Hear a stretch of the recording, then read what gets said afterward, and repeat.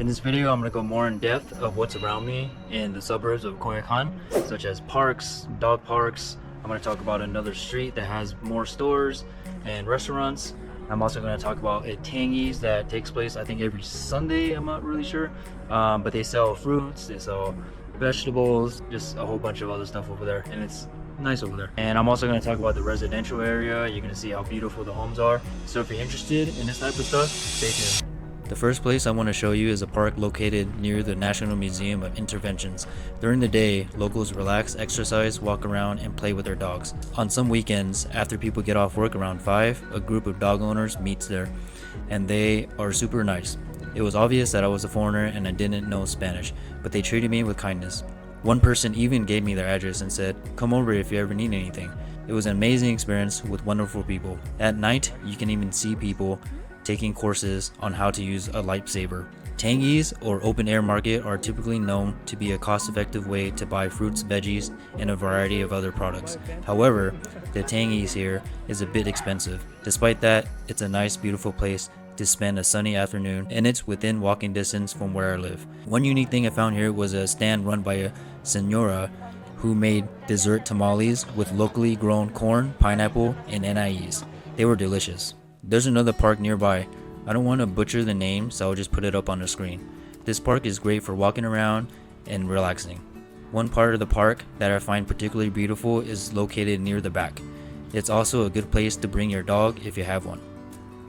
There's also a Japanese garden close by called Pulque Masayoshi or Hida. I'll put the name up on the screen. It's a pretty chill place to take a nice walk, admire the surroundings, or sit around and relax. The garden features traditional Japanese landscaping with peaceful ponds, lush greenery, and tranquil paths. It's a great spot to escape the hustle and bustle and unwind in a peaceful atmosphere. There's also a very popular movie theater nearby called the Cineteca Nacional. I'll put the name up on the screen. This place is really cool, not only because it shows a variety of films, but also because there are many restaurants and stores. My favorite feature is their free outdoor theater where you can grab mats and sit on the lawn to watch a movie. This is definitely a place I recommend for a night out. It's actually one of Mexico City's great treasures. It's my favorite taco place. Right outside the Cineteca, there is a very delicious taco stand. I've actually only been here twice. The first time, it was one of the best tasting tacos I've ever tried in Mexico so far. However, the second time, it was good, but not the best. I think the reason it was so delicious the first time is that they cooked the meat fresh in front of us, whereas the second time, the meat was already cooked and had been sitting there for who knows how long.